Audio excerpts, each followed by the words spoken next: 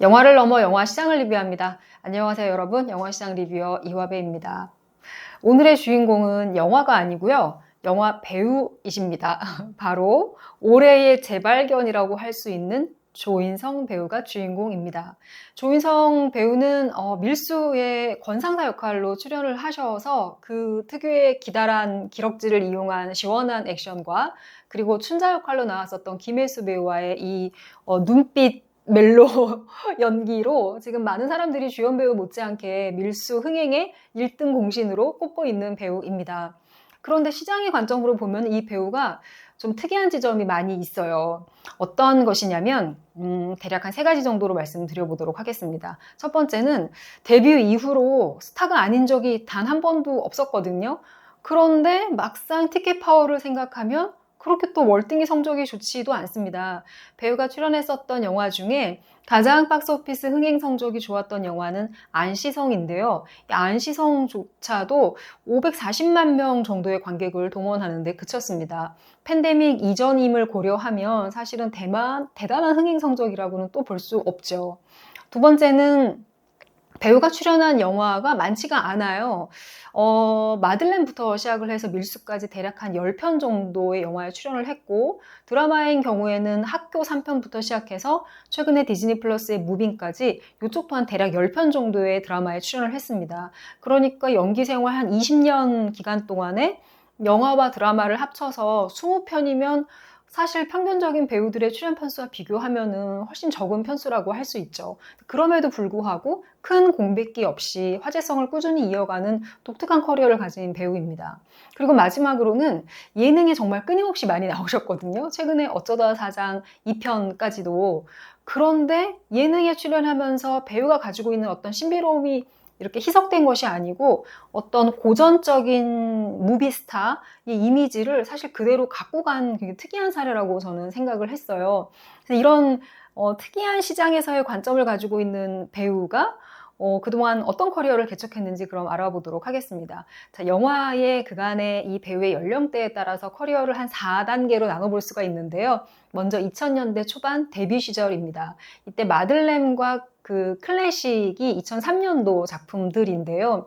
저로서는 제가 이제 막 신입사원을 벗어나서 네, 그랬던 당시에 배급부서에서 일했었을 때 클래식이란 영화를 개봉을 했었었는데 이 작품은 제 개인적으로 좀 기억에 많이 남아요. 왜냐하면 이 작품의 OST도 당시에 엄청난 인기였었고 자전거 탄 풍경이 불렀었던 너에게 난 나에게 넌인가요? 반대인가요? 네, 이 작품의 OST도 유명한 타이틀이 많았었고 그리고 조인성 배우와 손예진 배우가 이렇게 소나기 장면이죠. 겉옷을 쓰고 뛰어가는 장면도 오랫동안 많은 사람들이 좋아했었던 타이틀입니다. 그리고 좀 제가 충격적으로 기억하고 있는 것은 배우 자신한테는 어쩌면 흑역사가 될 수도 있는데 제가 스크립트를 읽었을 때, 시나리오를 읽었을 때 조인성 배우와 조승우 배우와 손예진 배우의 분량이 그렇게 많이 차이가 나지 않았었거든요. 근데 막상 완성된 영화를 보니까 거의 조승우 배우와 손예진 배우의 투톱이고 조인성 배우가 너무나 줄어든 거예요. 그래서 아마도 당시에는 뭔가 연기를 많이 하지 않은 신인 배우이기 때문에 통편집이 된 결과라고 이제 이해를 했었었는데 배우로서는 굉장히 안타까운 상황이었다고도 할 수가 있겠죠. 하지만 20대 이제 중반에 가서는 자신의 대표작 중에 한 편인 비열한 거리를 찍게 됩니다. 그리고 이어서 쌍화점도 하게 되죠. 이 두 작품은 어떤 청춘의 표상 같은 것을 잘 끄집어내는 말죽거리 잔혹사를 연출했었던 유화 감독님의 작품입니다. 이 두 작품 다 많이들 기억을 하고 계시는 작품이 되죠. 그리고 이제 그 이후에 30대 중반이 되어서는 그의 어떤 흥행 커리어에서는 정점을 찍게 되는데요. 그때 했었던 대표적인 작품은 더킹과 그리고 안시성입니다. 이 두 작품은 흥행에서는 둘 다 성공을 했지만 하지만 안타깝게도 배우 자체의 개성이나 매력이 많이 돋보여서 그 이후에 회자가 된 작품은 사실은 아닙니다. 그러다가 드디어 이제 배우가 40대에 접어들어서 유승환 감독 같은 액션 장인을 만나면서 2021년에 모가디슈 그리고 올해 밀수를 개봉하게 된 거죠. 이 두 작품에서 드디어 이 배우가 갖고 있는 어떤 외적인 매력이 이제 더 이상 어떤 젊은 청춘의 모습이라기보다는 조금 완숙한 단계에 이르렀을 때의 매력이 더해져서 크게 어떤 개성과 매력이 폭발한 경우가 아닌가 싶습니다.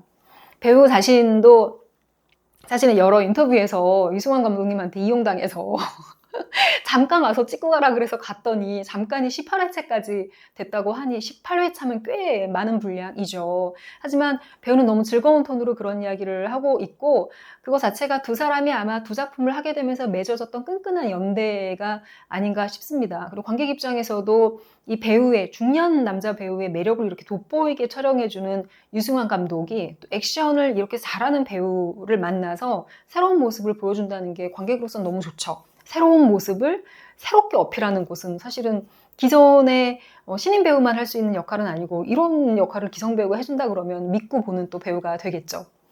이 조인성 배우한테는 히든 트랙 같은 작품이 하나 사실은 더 있습니다. 아마 조인성 배우의 오랜 팬들은 알고 있는 작품일 텐데요. 제 기억에 더 킹을 개봉했었던 2017년 즈음에 봤었던 걸로 기억을 합니다. 감독님은 인디씬에서 여자 홍상수라는 별명을 갖고 있는 정가영 감독입니다. 이 감독님은 훗날 연애 빠진 로맨스를 연출을 하게 되는데요. 당시에 정가영 감독이 이 단편, 20분 정도밖에 안 되는 단편이거든요.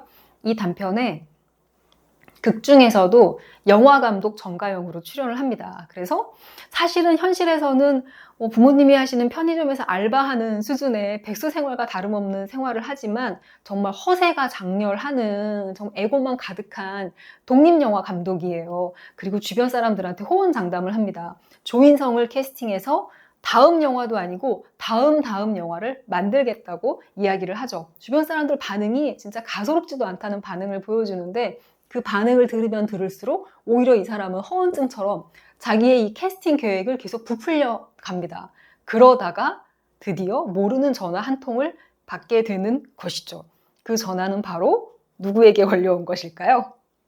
영화가 끝나고 나면 이 감독의 허언증 같은 발언에서 시작된 스토리가 실제로 실현됐다는 것을 알 수가 있습니다. 정가영이라는 독립영화 감독이 실제로 조인성을 캐스팅해서 영화를 찍었다는 것을 영화가 끝나면 우리가 알 수 있어요. 그리고 흥미로운 제가 기억이 남는 것은 조인성 배우의 전화를 받고 나서 이 감독이 이게 꿈인가 생신가 하면서 전화를 끊고 나서 아직도 그 여운이 남아있는 상태에서 자신의 핸드폰에 조인성 배우의 핸드폰 번호를 저장을 합니다. 그런데 조인성 또는 배우 조인성이 아니라 좀 특별한 이름으로 저장을 합니다.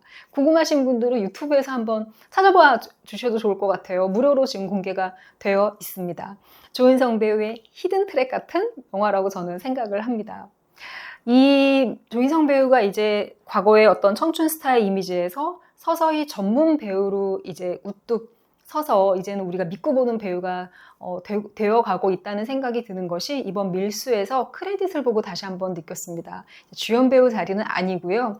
이제 끄트머리에 그리고 조인성이라고 해서 마치 특별 출연이나 우정 출연처럼 흔히 쓰는 경우에 쓰는 방식으로 크레딧 정리를 했더라고요.